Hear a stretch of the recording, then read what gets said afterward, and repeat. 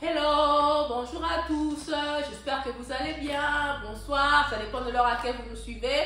C'est Docteur Grace, moi je vais bien et vous, comment vous allez? Aujourd'hui, je viens encore avec un autre numéro. On va parler de comment les maladies respiratoires peuvent se compliquer. Il ne s'agit pas seulement de la Covid, pas seulement de la tuberculose, mais une petite grippe peut se compliquer. Vous ne voulez pas rater cette histoire. C'est un cas clinique, alors je veux vraiment vous raconter cette histoire. Restez tuned. Si c'est votre première fois, de venir sur notre page, liker, share et pourquoi pas vous abonner.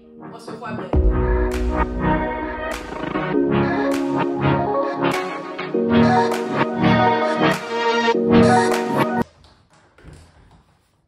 Bienvenue, bonjour encore, bonsoir. Voilà, on se retrouve pour parler de comment les maladies respiratoires peuvent tuer. Vous savez, quand il y avait la pandémie de la Covid, les gens paniquaient. Maintenant, les gens ne paniquent plus trop. Alors, voilà, je vais vous raconter une histoire. On a eu une patiente, elle est âgée de 24 ans, je ne vais pas dire son nom, je vais l'appeler seulement Jolie. Jolie est venue à l'hôpital, elle nous a raconté que ça faisait 2 semaines, elle avait eu un petit rhume et puis elle avait eu la grippe. Elle a laissé passer, elle a pris juste des petites concoctions, elle s'était bien sentie. Et puis, quelques jours plus tard, elle commençait à avoir des malaises et tout. Bon, elle s'est dit que bon, ça va aller. Une semaine est passée. Et la deuxième semaine, c'était vraiment difficile pour elle. Elle n'arrivait plus à bien respirer. Elle s'est dit, ok, que j'aille quand même à l'hôpital. En venant à l'hôpital, ce jour-là, elle était vraiment mal en point. Elle arrive aux urgences. On va l'admettre parce que on devait faire beaucoup de tests sur elle. On devait faire la radiographie. On devait regarder un peu comment fonctionnaient ses poumons. On devait faire les examens de gaz sanguin pour voir un peu qu'est-ce qui s'est passé. On a fait les tests et on a trouvé qu'elle avait la grippe. Il y a beaucoup de formes de grippe. La grippe peut être causée par nous avons la grippe aviaire, il y a beaucoup de types de virus, nous avons le rhinovirus, nous avons l'influenza, c'est toute une liste.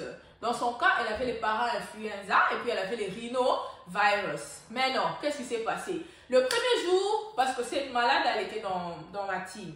Le premier jour, comme ça, vous allez la voir, elle était OK. Voilà, je peux dire qu'elle était OK. On l'a vu et quand on a regardé sur son X-ray, on a vu qu'il y avait une petite collection au niveau de son poumon gauche.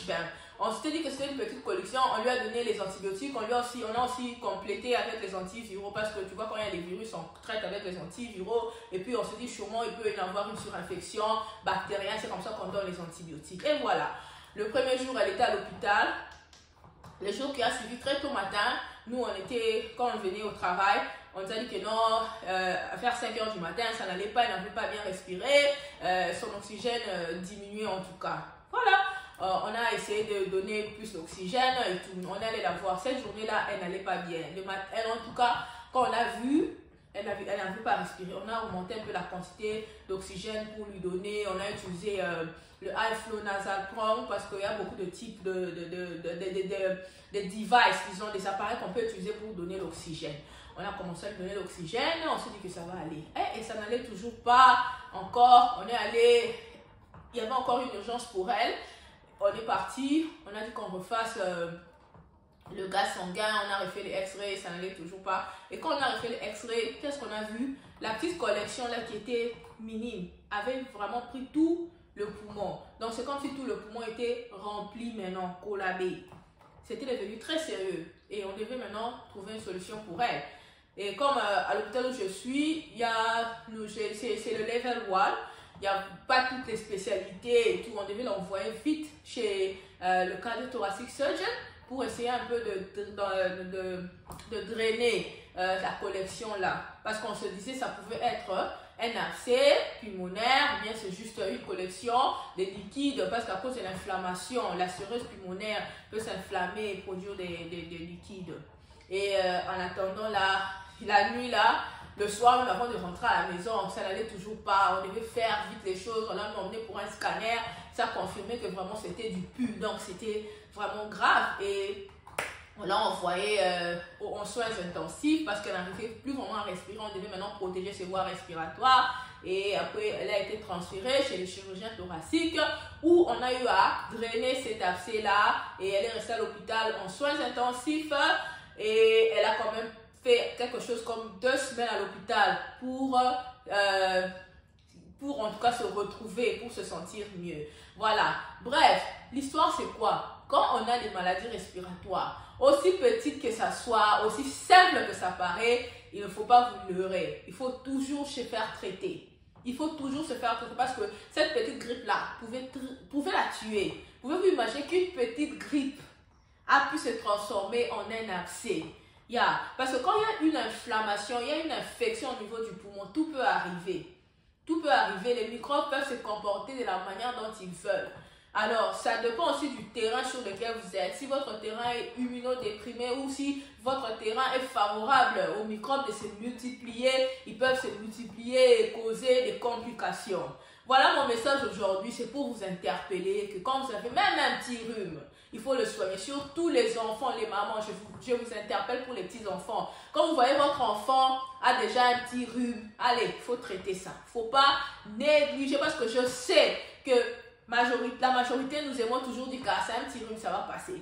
L'enfant tousse 2-3 jours, vous voyez que ça ne marchait pas. Soyez vigilants, soyez avertis. Emmenez votre enfant à l'hôpital et vous-même aussi. Quand vous avez une toux, un rhume qui ne finit pas, une toux qui ne finit pas, il faut aller à l'hôpital parce que ça peut se compliquer. Surtout si vous fumez, si vous êtes exposé à la poussière, ou bien vous travaillez là où il y a beaucoup de poussière, il y a beaucoup de produits chimiques, ou vous avez une pathologie pulmonaire, par exemple vous êtes asthmatique, ou bien si vous avez des maladies immunitaires, il ne faut pas prendre ça à la légère.